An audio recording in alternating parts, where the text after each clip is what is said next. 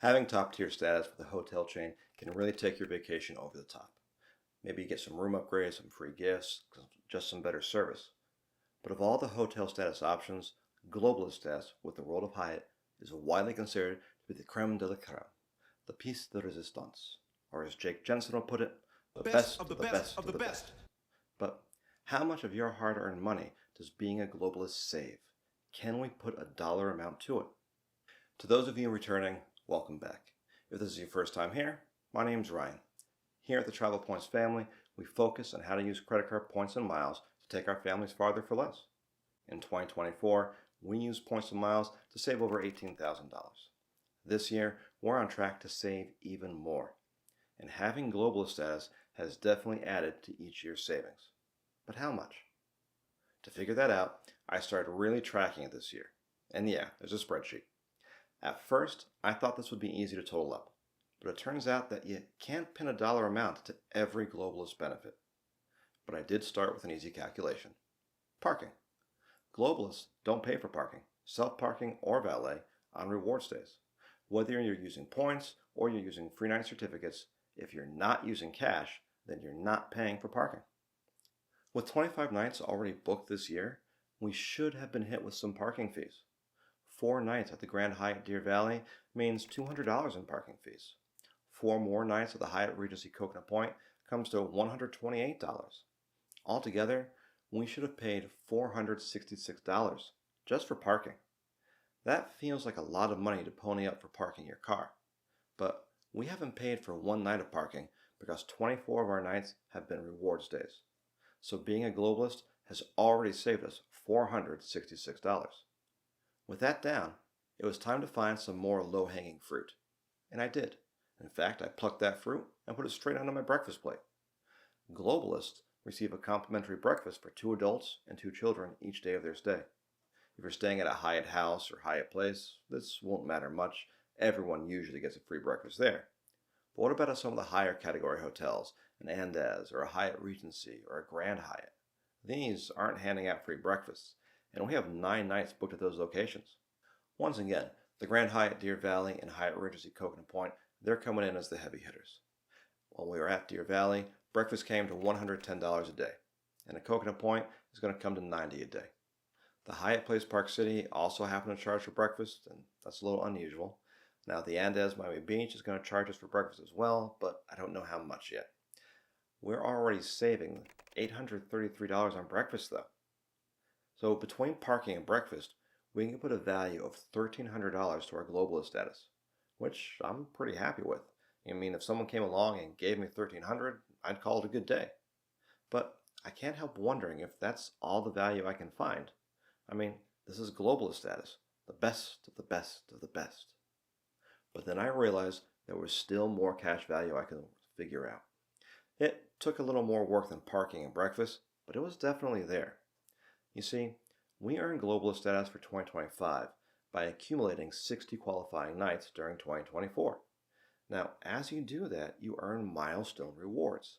They start kicking in once you hit 20 qualifying nights. Now, most of the time, I pick the points options.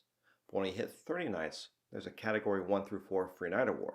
And at 60 nights, there's a Category 1 through 7 free night award and 2 suite upgrade awards. This year, we're turning those free night awards into nights at a Hyatt Place Daytona Beach and at the Andaz Miami Beach. The night in Daytona would have cost $190. The night at the Andaz is supposed to cost us $728. Combined, those 2 free night awards are saving us another $918. But what about those suite upgrade awards? Well, for starters, they aren't that easy to use. First, a hotel has to have reward availability for a standard room during your stay. Second, there has to be a standard suite available at the exact same time. I know, it doesn't sound that hard, but would the actual ease of use match the expectation? Now, maybe if I had been looking for a 1-night stay, it would have been easier. But suite upgrade awards are good for up to 7 nights, and burning one on a 1-night stay is kind of a waste. So there I was, picking a location, selecting a 4-day window, finding out it wasn't available, moving forward 1 day, and checking again, until everything aligned. It took some patient searching, it required some flexibility on our part, This was supposed to be for a summer vacation, so I started searching for the beginning of June, but I couldn't find availability for like months. But finally, I was able to use a suite upgrade award at the Hyatt Regency Coconut Point. But how much was it worth? To figure that out, we'll compare the value of the standard room compared to our suite. The standard room with 2 queen beds is going for $1,700 total for the 4 nights we'll be there. Suites are, of course, going for more. Our suite upgrade award is putting us in a 1 king bedroom premium bay view suite with sofa bed. This suite would have cost us $4,060, making that upgrade worth $2,360. And like that, we more than doubled the value of our globalist status. Now, in case you're not following along with a calculator, the value of all our globalist benefits so far is adding up to $4,577. A hotel status that keeps $4,500 in our pocket? This feels more like the best of the best of the best. But what about some of those other globalist perks? How much is a late checkout worth? What about a room upgrade? Chocolates for your son's birthday? A personal concierge? These are harder to quantify. The most common perk we receive as a globalist is that 4 p.m. checkout. We don't always stay that late, but there have been a few times when it's really worked out and been wonderful. Thinking back to our ski trip at the beginning of the year, having a late checkout from the Grand Hyatt Deer Valley meant we could get out for one more day of the slopes. And when it's time to fly home from Salt Lake City, having a late checkout there made catching our red eye much easier. Now, if we get a late checkout from the Andes and Miami Beach, that's going to give us another day to lay out and enjoy the pool. Now, that's more for Nicole. If I'm not careful, I'll turn into a lobster and lose another piece of my ear. But you know what they say, happy wife, happy life. Late checkout at the Hyatt Regency Coconut Point would give the kids more time to enjoy the slides and lazy river. The value of a late checkout is from the experience it lets you enjoy, not from a specific dollar amount.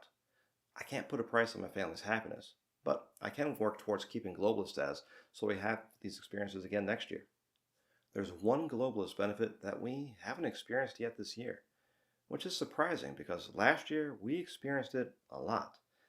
Part of this might be based on spending 16 nights at various Hyatt places. They simply don't have room upgrades. Well, I mean, technically some Hyatt places might have room upgrades. That's a higher floor, a better view, but it's the same room. Now, I had really hoped for an upgrade while we were at Deer Valley, but we were there during peak season. It was a brand new hotel. It just opened. We were out of luck. At Coconut Point, our suite upgrade already has us in a top-level room. The next step up would be the presidential suite. The presidential suite's description does not state that it's a standard suite, but it also doesn't say it's not a standard suite. It means upgrades are really up to the hotel. So it could happen, I suppose. Maybe. I'll tell you what, if it does, I'll do a live stream from there to show you about it. Our best shot for a room upgrade is our stay at the Andes Miami Beach. That's going to be only for one night for 2 people. We're having a staycation for Nicole and I. Now, shorter stays for fewer people make finding availability easier for the front desk.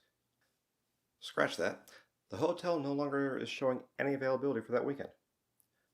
Last year, room upgrades provided us with a lot of value from our globalist status, but we're getting nothing from this perk so far this year. Maybe we'll do better with our concierge and welcome gifts. The two go hand in hand. For our booking at Deer Valley, I had reached out to my concierge, Stevie, and told her we were celebrating my son's birthday. He loved it when we walked in the room and he found a note addressed to him wishing him a happy birthday, and right next to it were some delicious chocolates. I called her again for our Andes reservation. She asked about food allergies and wine preferences. I'm looking forward to seeing Nicole's reaction when I walk in. But like late checkouts, the value of these gifts comes from the experience itself, and they don't really have a cash value. I mean, I guess I could look up the price of the chocolates or find out how much that specific bottle of wine costs, but that somehow feels like missing the point. And it's the combination of cash value and extras that come with globalist status that take your vacation to that next level, that make globalist status truly the best of the best of the best, with honors. If you are interested in globalist status, then you're going to want to check out this video next. It's going to help you pick out the best credit card to use when you're at a Hyatt. The answer wasn't what I expected. I'd love to hear about your globalist experiences too, so leave a comment telling me about them. And until next time, safe travels.